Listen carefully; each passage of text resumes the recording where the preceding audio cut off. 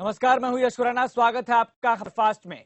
इस महासंकट के दौर में सभी अपने घरों की चार दीवारी में कैद हैं और चार दीवारी में कैद होने के कारण लोग बोरियत महसूस कर रहे हैं। लेकिन इस बोरियत को दूर करने के लिए खबर फास्ट आपका ख्याल रखता है। तभी हम आपको लगातार ऐसे कलाकारों से, ऐसे अभिनेताओं से मिलवा रहे हैं लगातार, जिससे आप अपने आप को उत्साहवर्धक भी महसूस करें और मनोरंजन भी आप करते रहें और उन अभिनेताओं के बारे में बारीकी से भी जानें। इसी कड़ी में आज हम आपको एक ऐसे लोकप्रिय अभिनेता को मिलवाने जा रहे हैं जिनका नाम है वीरेंद्र सक्सेना। भारतीय थिएटर, फिल्म और टेलीविजन के ऐसे अभिनेता हैं वीरेंद्र सक्सेना, जिनकी दमदार आवाज और जीवंत अदायगी कई लोगों के लिए मिसालें बन चुकी है। 80 से ज्यादा फिल्मों में वीरेंद्र सक्सेना काम कर चुके हैं और हर भूमिका दूसरी फिल्मों से एकदम हटकर होती है और यही वजह है कि इनका नाम बेहतर से भी बेहतरीन होता है। हर फिल्म में चाहे इनका रोल छोटा ही क्यों ना हो, लेकिन फिल्म की जान जरूर बन जाते हैं। तो चलिए वक्त जाया नहीं करते हैं, अब सीधा आपको मिलवाते हैं वीरेंद्र सक्सेना से। हमारे साथ जुड़ चुके हैं वीरेंद्र सक्सेना जी। सबसे पहले तो आपका बहुत बहुत स्वागत खबर फास्ट पर। धन्यवाद धन्यवाद, आपका बहुत बहुत धन्यवाद जी सर, आप दौर देख ही रहे हैं किस तरीके का चल रहा है। क्या किसी ने कभी सोचा भी नहीं होगा, और आप मुंबई का हाल भी देख रहे हैं क्या हो रहा है, तो आपके जहन में सबसे पहले क्या आता है? बस यही सम आता है कि एक ऐसा भी वक्त देखना था जो पता नहीं कभी सोचा भी नहीं था। अब इसके बाद दुनिया बहुत बदलेगी, हिंदुस्तान बदलेगा, लोग बदलेंगे, संबंध बदलेंगे, पता नहीं क्या क्या बदलेगा और बहुत सारे काम बदलेंगे, इंडस्ट्री बदलेगी, लोगों का ये आपस में लोगों के एक दूसरे के रिलेशन भी बदलेंगे, बहुत कुछ बदलेगा सर इस दौरान आपकी जी जी सर, आपकी इस दौरान दिनचर्या कैसी बीत रही है? आप क्या करते हैं, क्या स्केड्यूल रहता है आपका? अब दिनचर्या तो जबरदस्ती बनानी पड़ती है। कोई ना कोई सुबह उठता हूँ, एक्सरसाइज करता हूँ, थोड़ा सा इम्यूनिटी बढ़ाने के लिए हेल्दी वेल्दी का सेवन करता हूँ, कुछ फिर दोबारा से स्ट्रेच करता हूँ, थोड़ा सा वॉक करता हूँ, प्राणायाम करता हूँ, न्यूज देखता हूँ, ब्रेकफास्ट करता हूँ। ज्यादा टाइम न्यूज पे चला जाता है और उसके बाद कुछ किताबें पढ़ता हूँ। आजकल थोड़ी सी कम हो गई है, सुडोकू पढ़ता हूँ, तो दिमाग को थोड़ा व्यस्त रखने की कोशिश करता हूँ। क्या किया जाए, अपने सारे दोस्तों को जो भी लगभग भूल गया था एक टाइम पे, उन सबको दोबारा से कुरेद कुरेद करके निकालता हूँ, उनको फोन करता हूँ, पूछता हूँ वो कैसे हैं। मतलब वो सारी पुरानी यादें जो कि मैं एक तरीके से भूल ही चुका था, या पुराने ऐसे लोग जी जिनसे की एक दूरी आ चुकी थी, उनमें दोबारा से एक रिलेशनशिप होने की कोशिश करता रहता हूँ।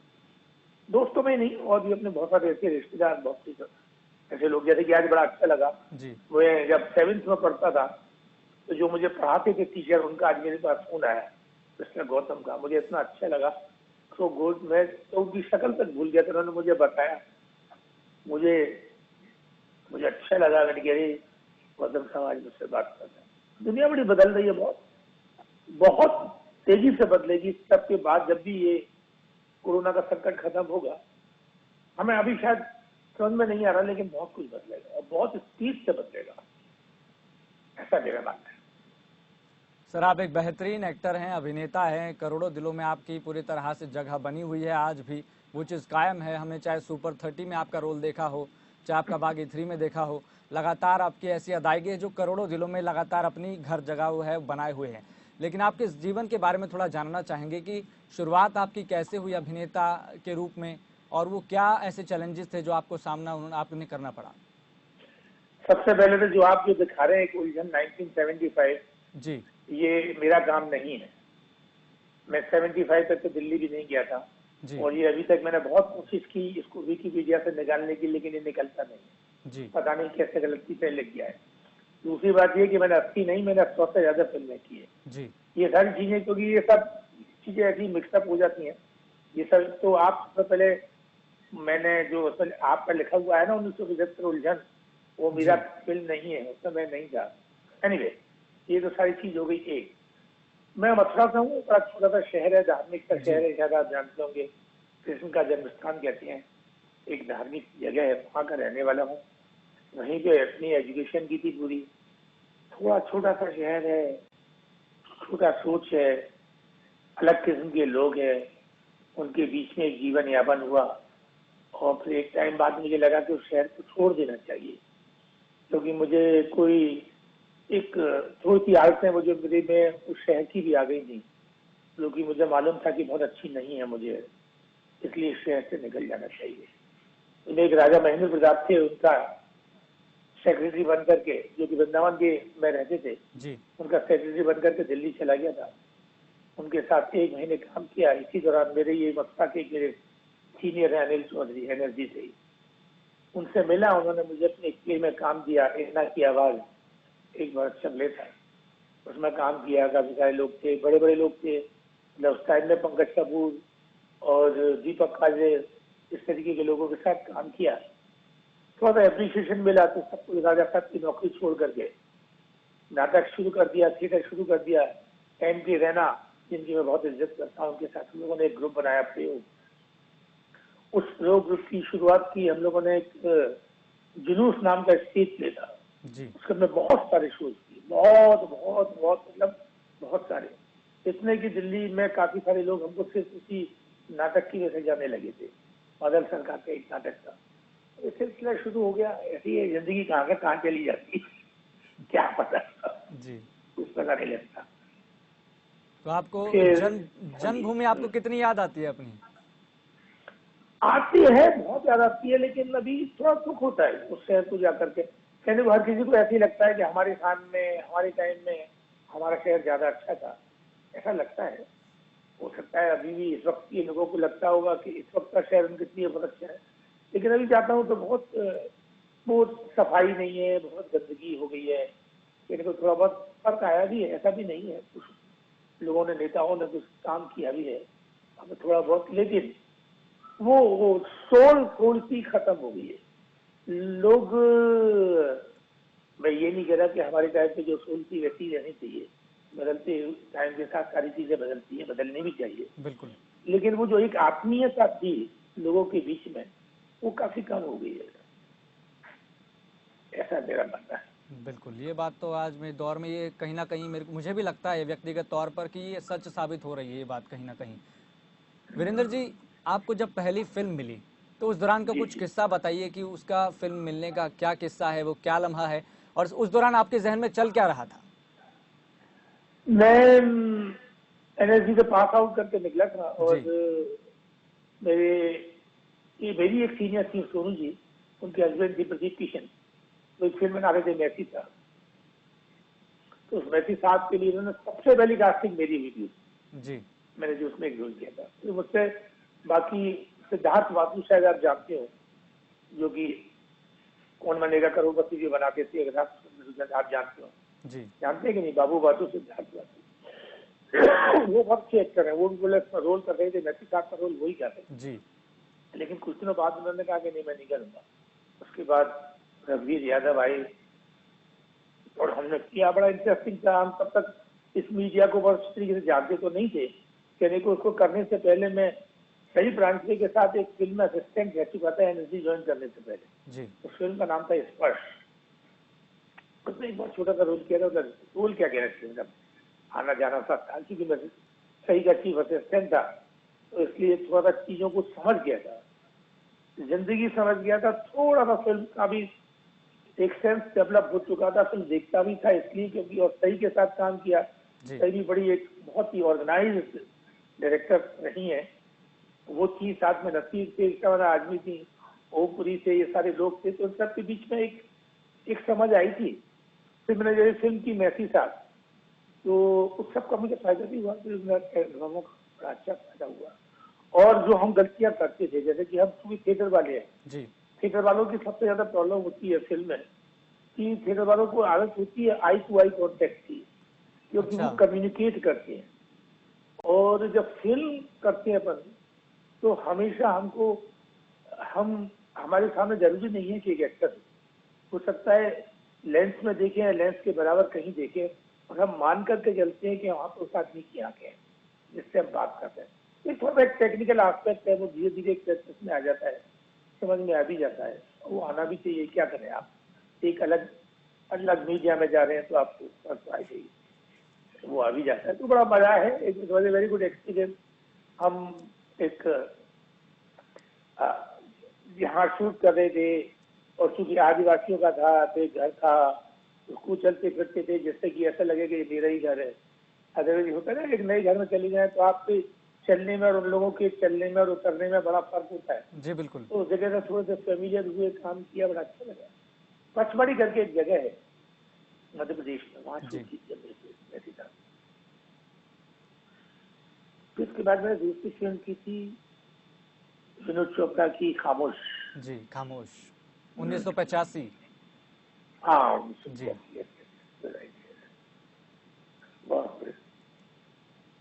तो वीरेंद्र ऐसा है। जी, जी तो आप ये बताइए कि उस दौरान तो जो माँ बाप के ख्याल होते थे वो भी कहीं ना कहीं आप कहें तो उस दौरान के हिसाब से होते तो थे, लेकिन उस दौरान आपके माता पिता का कितना सपोर्ट रहता था? क्योंकि ख्यालों में बहुत अंतर रहता है कि माँ बाप कहते हैं कि आप ये करो ये नहीं करो। देखिए मैं थोड़ा सा पढ़ी लिखी फैमिली का था।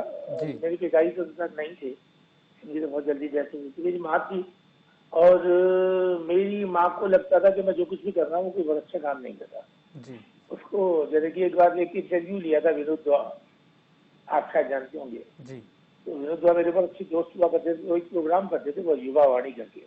जी तो उसमें एक जनरेशन गैप पर एक प्रोग्राम था जिसमें कि मैं और मेरी माँ से बात हुई थी। मेरी माँ तो झगड़ा कर रही थी मुझसे, कह रही थी उनको हमेशा बड़ा, मेरा एक मामा आईजी जेल था, तो उसने बार बार वो कहती थी कि देखो मेरा भाई आईजी है जी और ये हमारा नौटंकी करता है उनका ये सोच था। लेकिन एक टाइम बाद उनको अच्छा भी लगा कि कसम मैंने जो कुछ भी कर रहा हूँ उससे थोड़ी सी उनको भी इज्जत मिलती है।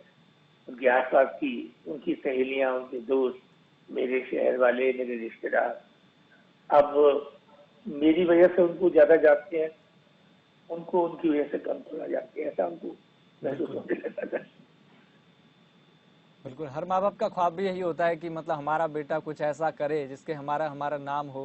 वो कहते हैं ना कि एक गाना भी था कि बहुत बेहतरीन है जब तेरा नाम होगा तो तेरे पिता का भी नाम होगा। Yes yes yes. तो इसी को लेकर यही चीज़ कहीं ना कहीं, भले ही माँ बाप का शुरुआत में कहीं ना कहीं जो रवैया है जो सोच है वो कहीं ना कहीं मिलती ना हो, लेकिन आगे जाकर ज़रूर ये सोच बदल जाती है जब कुछ बेटा मकाम पर होता है, जब जानने लगते हैं चार दीवारी से बाहर लोग। होता क्या है, हर माँ बाप जी अपने बच्चों को वैसा बनाने की कोशिश करता है जैसे कि वो चाहता है। जी बिल्कुल लेकिन ये आइडिया अच्छा नहीं है, ये बहुत अच्छा आइडिया नहीं है। हर किसी को एक लीडरशिप देने की जिम्मेदारी देनी चाहिए बिल्कुल कि आपकी जिंदगी है, उसके लीडर आप खुद बनिए, खुद डिसाइड करिए आप क्या करें। ऐसा नहीं है कि बिल्कुल उनके बारे में न सोचा जाए, उनके बारे में सोचा जाए और उनको सिर्फ थोड़ा सा गाइड किया जाए, थोड़ा सा ट्विस्ट किया जाए अगर जहाँ वो गलती कर रहे हैं। जी लेकिन पूरी तरीके से, जैसे कि एक डॉक्टर चाहेगा कि उसका बेटा डॉक्टर बने, क्यों बने? हो सकता है वो राइटर बनना चाहता है, हो सकता है वो कुछ और बनना चाहता है।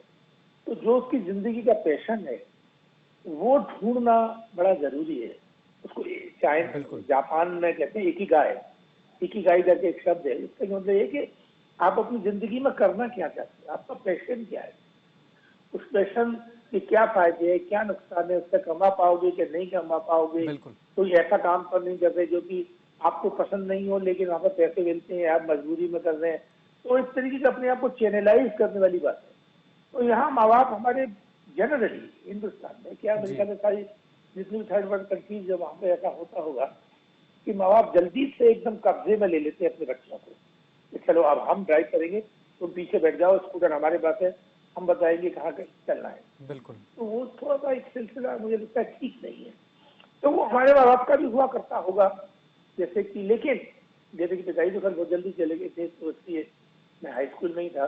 जी लेकिन मेरे फादर ने कभी ऐसा मुझे कभी रोका नहीं, मैं कभी भी स्केचिंग करता था, ये भी करता था। तो बड़े, चाहे वो बताए नहीं, लेकिन जब भी उनके कोई दोस्त आते थे तो मुझसे कहते थे जरा अपना वो स्केच निकाल के लाना, वो दिखाते थे लोगों को, वो कितना अच्छी स्केचिंग करता है, ये करता है। तो उससे एक एनकरेजमेंट मिला कि कम से कम चलो कोई एक ऐसी चीज तो है जिसको मेरे फादर पसंद करते हैं और मैं कुछ ऐसा कर सकता हूँ कि उनको अच्छा लगे।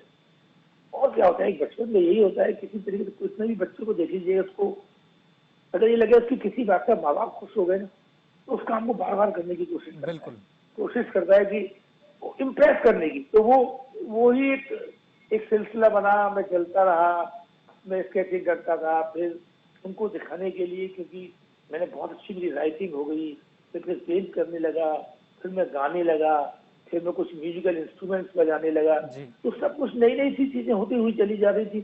पूरी कोशिश यही थी दुनिया से ज्यादा अपने माँ बाप को इम्प्रेस करने की, कि देखा ऐसा नहीं है, अभी कुछ बड़े आदमी थे।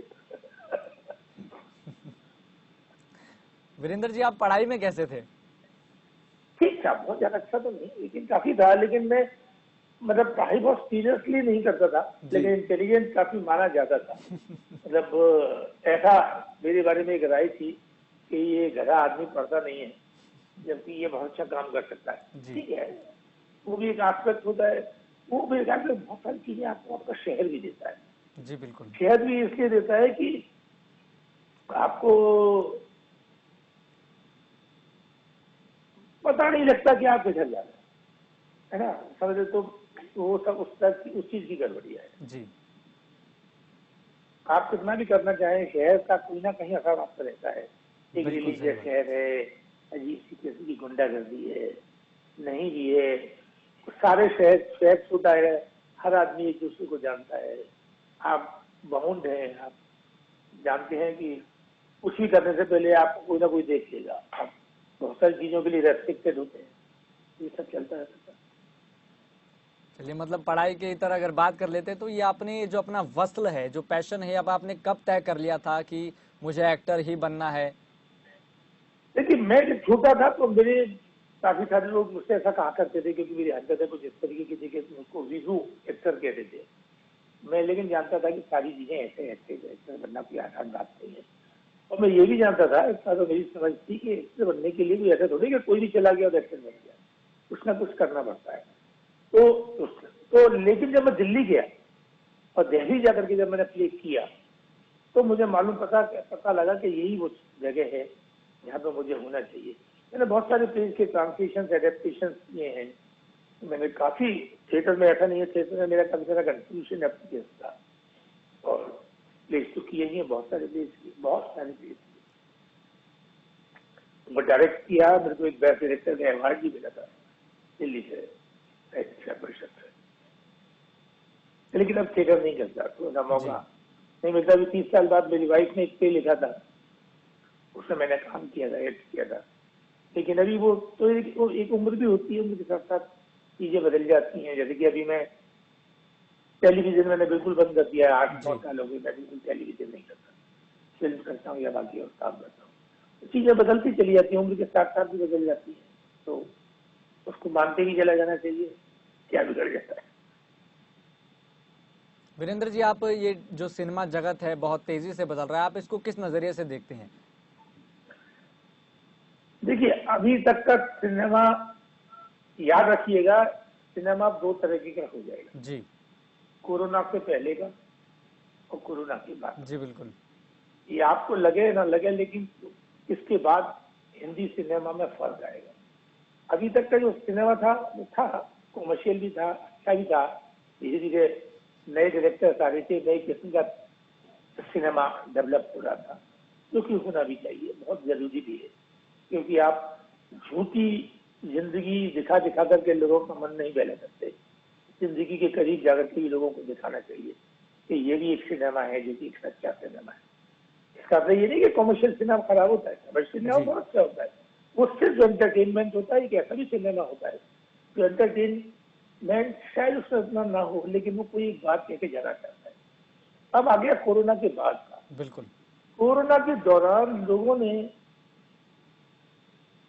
इस दौरान बहुत समझ लिया है, और अभी तो पता नहीं कब तक लॉकडाउन रहेगा या कितनी तरीके के रेस्ट्रिक्शन रहेंगे। जी क्योंकि कुछ भी कहने आप, ये जो हमारा अभी बहुत दिन लगेंगे इस कोरोना को जाने में। कोरोना हमारी जिंदगी से इतनी आसानी से नहीं चला जाएगा, जी और इस दौरान लोगों ने बहुत अच्छी तरीके से एक दूसरे को समझा है।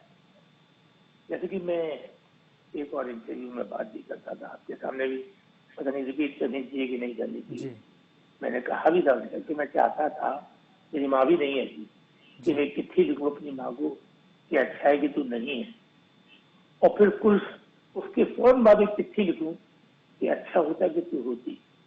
बिल्कुल। जिंदगी की इतनी समझ फर्क आ रही है। हो सकता है जिंदगी में वो मुझे नहीं समझ पाई हो सकता है मैं नहीं समझ पाया हो, लेकिन इन दिनों में, जिन दिनों में हम बिल्कुल अकेले हैं, बहुत सारी चीजें ऐसी हो रही हैं जो हमको हमारे करीब, हमसे दूर, पता नहीं एक अलग किस्म का एक अनुभव बिल्कुल। हमें दे रही है। और सब बहुत सारे संबंध भी हमको समझ में आ रहे हैं जो हमसे गलती से छूट गए हैं या बिल्कुल। हमने जानबूझ के छूट गए। एक टाइम है, इस वक्त आपने अगर कोई भी गलतियां की हो तो उनकी माफी मांग लेने का समय। ये जब कोई गलती की हो उसको फोन करो, बता दो यार गलती होगी हमसे यार। अपने ऊपर से बोझ उतारने का वक्त है, बिल्कुल। क्योंकि कुछ पता नहीं है कब हाँ क्या कुछ है। जैसे रतन टाटा ने कहा है ना कभी, जी। 2020 जिंदा रहने का साल है, यहाँ नफे नुकसान के बारे में न सोचा जाए। बिल्कुल। बिल्कुल वही बात है, जिंदा रहो, ईमानदार रहो, जो गलतियां हो चुकी हो उन पे अगर रिपेंट कर सकते तो रिपेंट करो, माफी मांग सकते तो मांगो, क्या बिगड़ जाता है। कब तक हमें झूठी जिंदगी जिएंगे, कब तक झूठे देंगे। कोशिश की जा सकती है, अच्छा ख्याल है। वीरेंद्र जी, मैं आपसे उस फिल्म के बारे में बात करना चाहता हूं जिसको मैं खुद व्यक्तिगत तौर पर बहुत पसंद करता हूं, सुपर 30। जब सुपर 30 जो आपको, जब आप स्क्रिप्ट पढ़ी आपने, तो आपके जहन में क्या चल रहा था? वो कहीं ना कहीं वो जो फिल्म है वो सभी के दिलों से सीधे तौर पर जुड़ती है और बहुत जी कुछ जी। बयां करती है, बहुत कुछ नजीर देती है पूरे देश को। देखिए वो मैंने सबसे ज्यादा तो रिलीज उस तरीके से किया क्योंकि वो मैं जो करेक्टर प्ले कर रहा था जी। वो ऑलमोस्ट मेरे फादर का करेक्टर था। बिल्कुल। मेरे फादर भी इसी तरीके से थे, स्लाइटली वरीड अबाउट के, हम लोग ऑलवेज वरीड अबाउट के हम एजुकेशन में कैसा करते हैं, क्या करते हैं, पढ़ना चाहिए, ये करना चाहिए, वो करना चाहिए। और छोटी सी नौकरी करते थे, स्टेनोग्राफर थे। आप समझ सकते हैं ड्रेनेज डिपार्टमेंट में स्टेनोग्राफर क्या चीज होती होगी। उस सब के बीच में हमको पढ़ाते थे। हम 3 भाई बहन थे, हम सब पढ़े हैं, अच्छी तरीके से पढ़े हैं, कुछ जी। मतलब बड़ी बिल्कुल। बात नहीं। दूसरी बात, मेरे फिल्म के जो राइटर है जी। संजीव दत्ता, वो मेरे बहुत अच्छे दोस्त थे, मेरे जूनियर हैं, उन्होंने मेरे साथ बहुत चीजें किया है। तीसरी बात, जो फिल्म के डायरेक्टर थे वो विकास पहल, वो भी बहुत अच्छे इंसान थे। उन्होंने मुझे सिर्फ एक आइडिया दिया था, सिर्फ एक बात कही थी कि वीरू जी ये कैरेक्टर फुल ऑफ एनर्जी है, बस ये बात उन्होंने कही थी और मेरी समझ में सब कुछ आ गया। मैंने कोई बहुत बड़ा काम नहीं किया, जी। मैंने वही किया कि अपने पिताजी को मैं एनर्जी लेवल बढ़ा करके आप लोगों के सामने रख दिया, ऐसा मुझे लगता है, मेरा मानना है। वीरेंद्र जी, आपका ऋतिक रोशन के साथ काम करने का कैसा एक्सपीरियंस रहा? और इस फिल्म का कुछ ऐसा किस्सा बताइए जो मतलब अपने आप में ही बहुत बेहतरीन लगे और सीधा दिल को छुए। वैसे तो मुझे कुछ याद नहीं, लेकिन रहा ही ऋतिक रोशन बहुत अच्छे इंसान है, जी। बहुत मेहनती एक्टर है। क्योंकि मुझे लगता है कि उनके लिए बड़ा डिफिकल्ट है एकदम बिहारी बोलना। बिल्कुल, भाषा में उन्होंने अपने बदलाव लिए लाकर कैसे उन्होंने लहजे एक को टीचर बदलना, ये रखना सबसे ना बड़ी चुनौती थी। ना, जबकि मैं तो क्योंकि अपन यूपी के हैं तो बहुत सारी चीजों को, ऐसी भाषाओं को जानते भी हैं। दूसरी बात, मैंने एक सीरियल किया था, एक अफसर बिटिया, जी। उसमें मैंने बिहारी करेक्टर किया था, तो मैं सब जानता था। तो वहाँ सबसे इंटरेस्टिंग बात यही थी कि वहाँ ये फर्क नहीं था कि कौन कौन है। एक बहुत अच्छी टीम थी, एक बहुत अच्छी टीम थी। और हमारे डायरेक्टर की क्वालिटी ये थी कि वो हमेशा सेट पर आकर के ये नहीं कहते थे कि आपको क्या क्या करना है, वो आगे कहते थे हाँ चलिए करिए। उसने इतनी अच्छी लिबर्टी दे रखी थी कि हर किसी की अपनी एक जिम्मेदारी हुई थी अपने कैरेक्टर को अच्छा बनाने की और अच्छी तरीके से परफॉर्म करने जी। की। और वो शायद मेरे ख्याल से फिल्म में दिखता भी है, फिल्म में दिखता भी। और ऋतिक तो बहुत मेहनत करते ही थे और उनके पास एक लैंग्वेज एक्सपर्ट थी और वो हमेशा शॉट देने के बाद इस बात का ख्याल रखते थे कि मैंने करेक्ट किया कि नहीं किया। He very particular about, very meticulous जी। अबाउट। वीरेंद्र जी, आप 100 से ज्यादा फिल्में कर चुके हैं जैसा कि आपने बताया भी शुरुआत में, लेकिन एक बेहतरीन बात तो यह है कि आपको 100 फिल्में करने के बाद आपका वो ऐसा कौन सा बेहतरीन डायलॉग है जो पूरी जिंदगी को नसीहत भी देता है?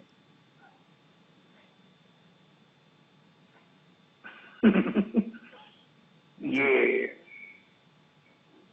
खैर कहना ऐसा पूछना तो बड़ा अलग है, जी। लेकिन एक स्कूल में एक डायलॉग था जी। कि जिंदगी तुम्हारे हिसाब से नहीं चलती।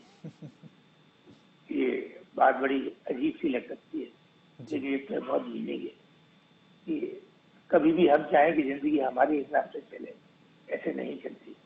उसकी अपनी एक रिदम है, उसमें चलती है।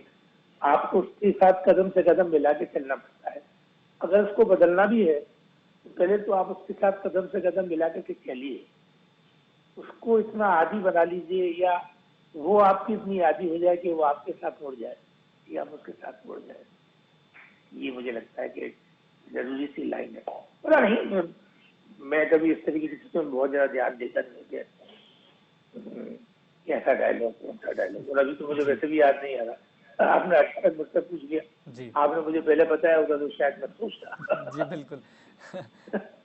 तो वीरेंद्र जी, आप क्या लगता है, आपने बहुत सारे एक्टर्स के साथ काम किया है, अपना एक अलग ही एक्सपीरियंस रहा है आपका, बहुत से आपने रोल प्ले किए हैं, आपको जिंदगी ने क्या सिखाया है? 2 बातें। सच्चा रहना बहुत जरूरी है। जी। मतलब जिंदगी की बात कर रहे हैं, मेरे उसकी बात कर रहे हैं, मेरे आपका जितना भी तजुर्बा रहा हो, चाहे फिल्म का रहा हो, चाहे व्यक्तिगत तौर पर किसी से मिलने का रहा हो, वो जिंदगी ने आपको सिखाया क्या है? इतनी उम्र आप बीत गई है, तजुर्बा आपको बहुत है, अभिनेता बनने का भी और करियर का भी। मुझे लगता है कि एक थोड़ा सा सच्चा रहें, आप सच्चे रहें तो आपकी जिंदगी में बहुत बहुत मदद करता है।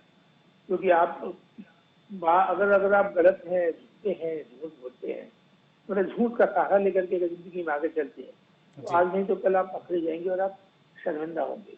तो बेहतर ये कि आप शर्मिंदगी से बचें, जिंदगी के आप खुश रहें। सबसे इम्पोर्टेंट बात यह कि आप कभी भी अपने आप को किसी से कंपेयर नहीं करें। कंपेयर करके क्या करेंगे? आज की तारीख में मैं किसी बहुत बड़े स्टार से अपने आप को कंपेयर करूं तो मैं अपने आप को छोटा महसूस करूंगा। जी। जबकि मैं अपने आप को वहां से कंपेयर करूं कि मैं क्या था तो मैं अपने आप को अच्छा महसूस करूंगा। बेहतर ये कि मैं क्या था और मैं आज क्या हूँ, इस बात के लिए मैं खुश हूँ, न कि इस बात के लिए कि देखो वो वहां है और मैं यहाँ हूँ, इस बात से मैं दुखी हूँ। कुछ नहीं, आप सब कुछ खुद करते हैं, आप अपना रास्ता खुद लगाते हैं। आपको लगता है कि आपको और कुछ करना चाहिए तो खुद ही कोशिश कीजिए, खुद ही कोशिश कीजिए और ईमानदारी से कोशिश कीजिए। सब कुछ हो जाता है जिंदगी में, सब कुछ हो जाता है। रास्ते अपने आप निकलते हुए चले जाते हैं, अपने आप निकलते चले जाते हैं। वीरेंद्र जी, आखिरी में आपसे एक अपील करवाना चाहूंगा कि आप जिस तरीके से दौर देख रहे हैं महामारी का, उसमें लोगों भी जो अपनी भूमिका निभा रहे हैं, चाहे वो बेवजह घर से बाहर निकल रहे हों, चाहे लॉकडाउन का पालन नहीं कर रहे हो, तस्वीरों में भी बहुत देखने को मिलता है, तो उनको लेकर आप क्या अपील करना चाहेंगे, और इस महामारी को लेकर खास तौर पे? मैं देखिए महामारी के बारे में तो क्या बोलना, क्योंकि अभी तो पूरी दुनिया को ही नहीं मालूम ये क्या है। जी। हर आदमी कोशिश कर रहा है, जानने की कोशिश कर रहा है कि इसके एंटीबॉडीज मिल सकती है कि नहीं मिल सकती। कुछ लोग क्लेम कर रहे हैं, इजराइल कहता है मिल गई, कोई दूसरी कंट्री कहती है कि मिल गई, हर कोई कंट्री कह रही है कि हमारे पास बहुत जल्दी, हम बहुत जल्दी, तो सारी चीजों से अपन निकल जाते हैं। जी। लेकिन हाँ, इतना जरूर कहेंगे कि ये एक ऐसी महामारी है कि हम सबको बच के रहना पड़ेगा जी। और हमको इसके साथ जिंदा रहने की आदत डालनी पड़ेगी। ये बहुत आसानी से जाने वाली नहीं है।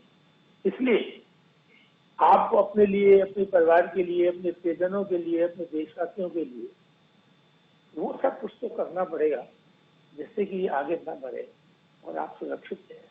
तो इन सारी चीजों का ख्याल रखना पड़ेगा। सोशल डिस्टेंसिंग, ये देखो बड़ा गलत शब्द है सोशल डिस्टेंसिंग, ये तो अछूतों के लिए कहा जाता था, बेसिकली ये फिजिकल डिस्टेंसिंग है। ये जो है जी। उसको आप मेंटेन कीजिए, ज्यादा ज्यादा अपना हाइजीन अच्छा रखिए, कोशिश कीजिए, लोगों की मदद कीजिए, कोई गलती करता हो तो उसको समझाइए कि सर ऐसा मत करिए, इन सारी चीजों पे। और थोड़ा सा एक समय ऐसा है, आप अपनी सरकार या अपनी राज्य सरकार की बातों से ज्यादा अपने आप को खुद को जिम्मेदार मान करके देखें कि आप जो कुछ कर रहे हैं वो ठीक है क्या। जी। पालन कीजिए, इन सारी चीजों का पालन करेंगे तो अच्छा होगा। जितनी कमाई, क्योंकि अदरवाइज लाखों लोगों के मर जाने से हमको क्या मिल जाएगा। जैसे कि हमारी इकोनॉमी हम सब देख ही रहे हैं कहाँ है, किस स्थिति में, कहाँ पहुंच चुकी है, कहाँ जाएंगे। अभी तो मालूम ही नहीं है, मजदूर इधर से उधर जा रहा है। जब ये सब कुछ ठीक भी हो जाएगा, फिर से मजदूर आएगा, सब कुछ होगा, एक नए सिरे से एक नए हिंदुस्तान के बनने की सी बात होगी। अभी बात सुनने में थोड़ी सी अजीब लग रही होगी, लेकिन ये सच है। दोबारा से एक हिंदुस्तान बनेगा। आप देखिए, बिल्कुल, बात बिल्कुल सच है वीरेंद्र जी। बिल्कुल एक दुआ से एक नए किस्म का हिंदुस्तान बनेगा, ऐसा मुझे लगता है। चलिए वीरेंद्र जी, बहुत बहुत धन्यवाद, आपने अपना कीमती समय दिया खबरफास्ट को बातचीत करने के लिए। और जिस तरीके से आप अपने बारे में अपनी बारीकी से बताया वो बहुत बेहतरीन रहा। तो देखा आपने जिस तरीके से हम लगातार ऐसे कलाकारों से आपको मुखातिब करवा रहे हैं जिनका आपको जानना बेहद ज़रूरी भी है और जो आपका मनोरंजन भी करते रहे, बड़े बड़े पर्दों से लेकर छोटे पर्दे तक। चलिए फिलहाल मुझे दीजिए इजाज़त और देखते रहिए खबरफास्ट।